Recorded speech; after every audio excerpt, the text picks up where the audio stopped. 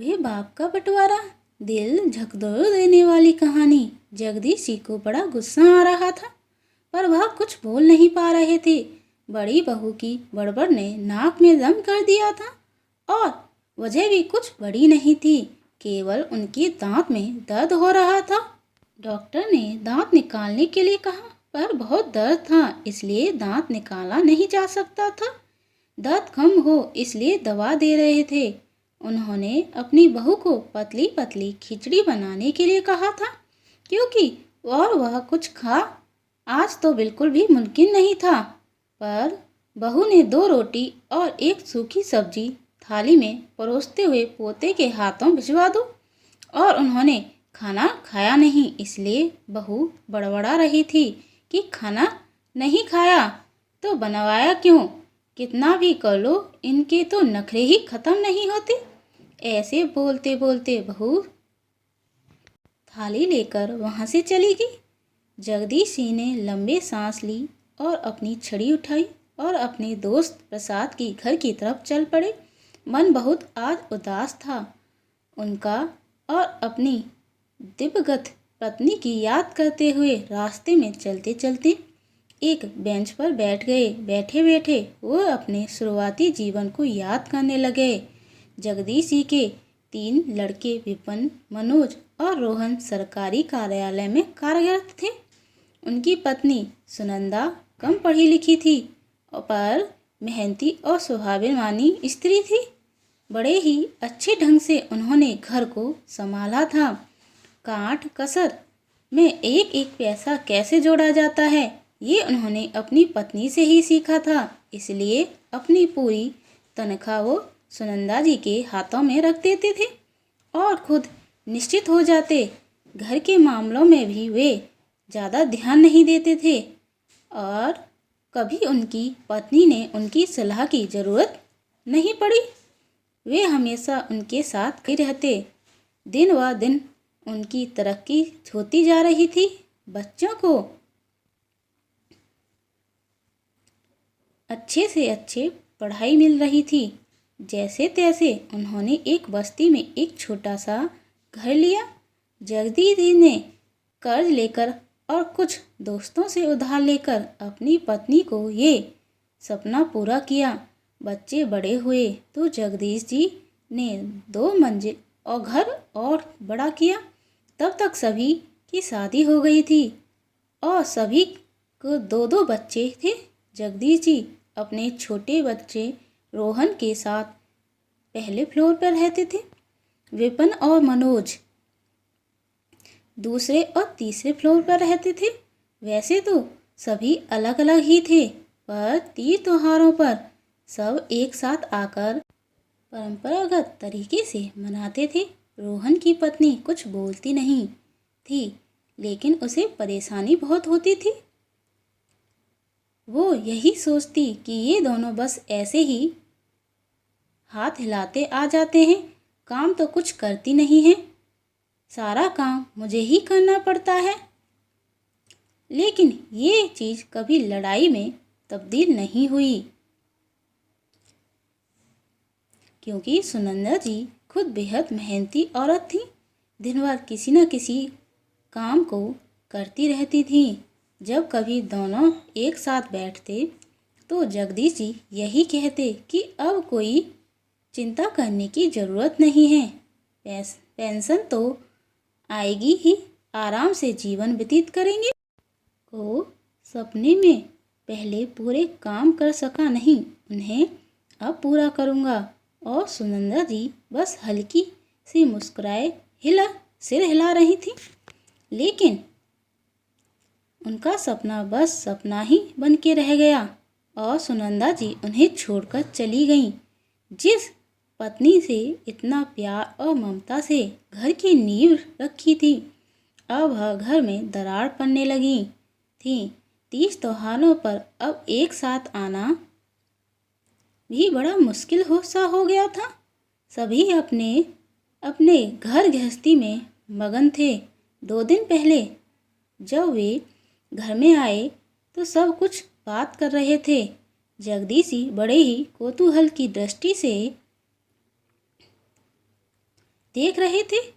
बड़े दिनों बाद आज सब एक साथ नजर आए, इसलिए वे चुपचाप एक कोने में जाकर बैठकर उनकी बातें सुनने लगे। लेकिन जब उन्हें पता चला कि बात उन्हें संभालने को हो रही थी और तीनों बेटे 3-3 महीने उन्हें संभालने का फैसला लिया, तो मानो वे टूट से गए। छोटी बहू कह रही थी कि अगर घर पर सभी का समान हक है तो उन्हें भी संभालने की जिम्मेदारी सभी की है। इसलिए उन्होंने पिताजी का बंटवारा करने का फैसला लिया। मुझे भी थोड़ी आज़ादी चाहिए जो पिताजी के कारण नहीं मिल पाती। जिंदगी ऐसे ही कट रही थी उनकी, एक बेटे के साथ, फिर 3 महीने दूसरे बेटे के साथ, फिर 3 महीने तीसरे बेटे के साथ।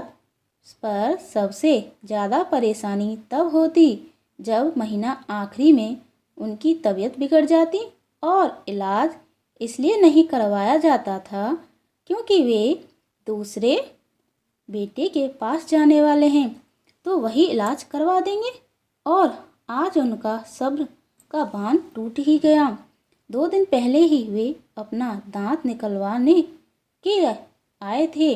उन्होंने मंझली बहू से हलवा बनाने के लिए कहा था, लेकिन उसने यह कहते हुए मना कर दिया कि मेरे पास समय नहीं है। वैसे भी 2 दिन बाद छोटी बहू के यहाँ जाना है तो वहीं खा लेना। मुझे पार्टी के लिए लेट हो रहा है।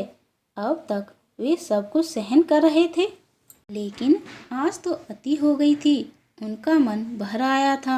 आंखों से आंसू लिए वे अपने दोस्त प्रसाद के घर के लिए निकल पड़े। प्रसाद जी उनके बचपन के दोस्त थे, लेकिन वे थोड़े व्यवहारिक किस्म के थे। उन्होंने अपने दोस्त को कई बार समझाया कि थोड़ा स्वाभिमान होना भी ज़रूरी है। अभी भी घर तुम्हारे नाम पर है। जब कभी बहू बेटी सर पर बैठने की कोशिश करें तो उन्हें अच्छे से समझा देना कि किसी को घर में हिस्सा नहीं मिलेगा। परंतु जगदीश जी को ये सब सही नहीं लगता था। पर आज उन्हें ऐसा लग रहा था कि अब तो कुछ करना ही पड़ेगा। अपने दोस्त से कुछ सलाह मशवरा करके वे घर आ गए। घर आते ही पत्नी ने फोटो के सामने खड़े हो गए, मानो मन ही मन उनसे कुछ कह रहे हों। उन्होंने एक दृढ़ निश्चय किया और वे भूखे पेट सो गए। सुबह उठे तो देखा तीनों बेटे अपने बीवी बच्चों के साथ घूमने निकल पड़े। किसी ने एक बार भी नहीं सोचा कि पिताजी कैसे रहेंगे, क्या खाएंगे। जगदीश जी भी कुछ बोल नहीं पाए क्योंकि उन्होंने जो सोचा था उसे अमल में लेना था। जब बेटे को ही अपने बाप की परवाह नहीं तो बहू को दोष देकर क्या फ़ायदा। बहू को तो उसके पति बच्चों से मतलब है। सास ससुर उन्हें बोझ लगने लगते हैं। वे हक की तो बात करती हैं पर जिम्मेदारी उन्हें याद नहीं रहती। जगदीश जी अपने दोस्त के साथ प्रॉपर्टी डीलर के पास गए, उनसे मिले, कुछ सलाह मशवरा किया और घर आ गए। 15 दिन बाद जब बेटे बहू घर वापस आए तो देखते हैं कि घर पर तो ताला लगा हुआ है। छोटी बहू गुस्से में तमतमाती हुई बोली, गैर जिम्मेदारी की भी हद होती है। उन्हें पता था ना कि हम लोग आने वाले हैं, तो क्या समय घर नहीं आ सकते थे। उससे गुस्से की वजह यह भी थी कि अब उसकी बारी थी जगदीश जी को संभालने की। काफ़ी देर इंतज़ार करके सभी प्रसाद जी के घर की तरफ चल दिए। उन लोगों के पैर के नीचे जमीन ही खिसक गई जब उन्हें पता चला कि पिताजी ने घर 10 लाख में बेच दिया और अब वे कहाँ रहते हैं किसी को नहीं पता।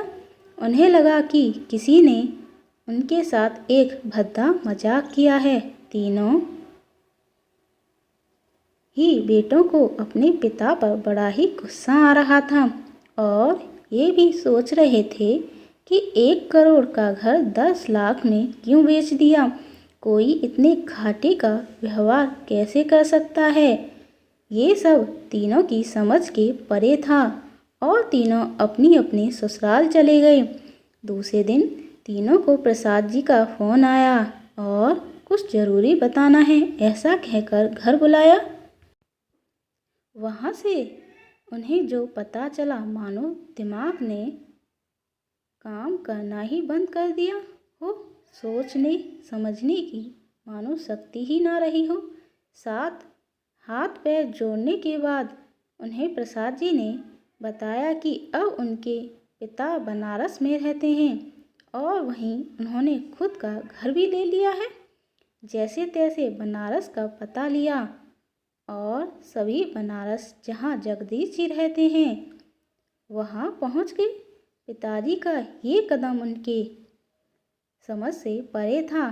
तब पते पर पहुँचे और जो पिताजी बड़े ही खुश नजर आ रहे थे। बेटे बहू को देखकर जगदीश जी मुस्कुराए और उन लोगों का स्वागत भी किया। गुड्डू जरा यहाँ आना। किसी को तो उन्होंने आवाज़ देकर बुलाया। देखा तो एक 12 साल का लड़का दौड़ते हुए आया। उसने कहा 6 प्लेट कचौरी सब्जी लेकर आना। उसकी तरफ आश्चर्य की नज़र से देख रहे थे। किसी ने हिम्मत नहीं थी कि कौन पहले बोलेगा और क्या बोलेगा। गुड्डू ने जल्दी से 6 प्लेट कचौड़ी सब्जी की लाकर सभी के सामने एक एक करके रख दी, पर किसी ने भी प्लेट को हाथ लगाया नहीं। यह देखकर जगदीश जी खुद चलकर बोले, मुझे पता है तुम लोगों को बहुत गुस्सा आ रहा है, साथ ही साथ यह भी सोच रहे होंगे कि मैंने ऐसा क्यों किया, लेकिन ये सब करने की वजह भी आप लोग ही हो। मैंने और तुम्हारी माँ ने तुम लोगों को कभी किसी चीज़ की कमी नहीं होने दी। मेरे अकेले तनख्वाह में तुम्हारी माँ कितने अच्छे से तरीके से घर संभालती थी। उसने तुम सभी को कितनी ममता और प्यार से सभी को एक साथ बांधे रखा और तुम 6 लोगों ने एक बूढ़े बाप को महीने में बांट दिया। कम से कम 2 समय का खाना दे देती तब भी कोई बात नहीं थी, पर वो भी आप लोगों से हो नहीं पाया। पार्लर किट्टी पार्टी जाने के लिए सभी के पास समय था, लेकिन 2 रोटी बनाने के लिए किसी के पास भी समय नहीं था। तुम लोगों को अच्छी तरह पता था कि मैं जिसके पास भी रहता हाँ वही कि यहाँ पेंशन खर्च करता था, फिर भी मेरी दवाइयों के लिए किसी के पास पैसे नहीं थे। तुम सभी को तुम्हारे हक याद हैं, लेकिन बूढ़े बाप के प्रति जिम्मेदारी नहीं याद। अगर मेरे बेटे मेरे साथ ऐसा बर्ताव करते तो बहुओं की क्या उम्मीद रखूं? तीनों बेटे बहू गर्दन नीची करके खड़े थे। मुझे पता है कि मेरा फैसला तुम लोगों को पसंद नहीं आया, लेकिन इन सभी के लिए तुम लोग ही जिम्मेदार हो और तुम्हें यह भी पता है चल गया कि मैंने कम दाम में घर बेच दिया है। उसका भी मुझे बिल्कुल पछतावा नहीं है। मैंने पोता पोती के नाम पर 5-5 लाख रुपए कर दिए, जो वे बड़े होने पर उन्हें मिल जाएंगे। मैंने यहाँ 2 कमरे का घर खरीद लिया और मैं बहुत खुश हूँ इस फैसले से। यहाँ के वृद्धा आश्रम में मैंने 15 लाख रुपए दिए और मेरे मरने के बाद ये घर भी वृद्धा आश्रम को मिल जाएगा। जिस लड़के को मैं गुड्डू कहकर पुकार रहा था वो मेरे साथ रहता है। उसका नाम मैंने एक स्कूल में लिखवा दिया है और उसके नाम पर भी 2 लाख रुपए कर दिए। और रही बात मेरे पेंशन और बैंक में बचे पैसे की, पैसों के ब्याज से मेरा और गुड्डू का जीवन निर्वाह अच्छे से हो जाएगा। मेरी तरफ से तुम सभी आज़ाद हो, जैसे जीना है वैसे जियो। इतना कहकर जगदीश जी कुर्सी पर आंख बंद करके बैठ गई। तीनों बेटे को समझ नहीं आ रहा था कि पिताजी के इस फैसले को लेकर क्या कहा जाए। और तीनों बहुएं सामने पड़ी कचौड़ी सब्जी की प्लेट को देखकर यह सोच रही थी कि प्लेट की कितनी बड़ी कीमत चुकानी पड़ी। फ्रेंड्स, ये कहानी पसंद आए तो मेरे चैनल को